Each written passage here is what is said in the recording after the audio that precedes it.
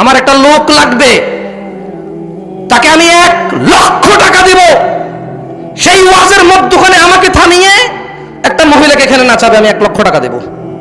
কে রাজি আছে? হাত তোলো। আমার কাছে 1 কোটি টাকা নাই রে ভাই, তাহলে বলতাম।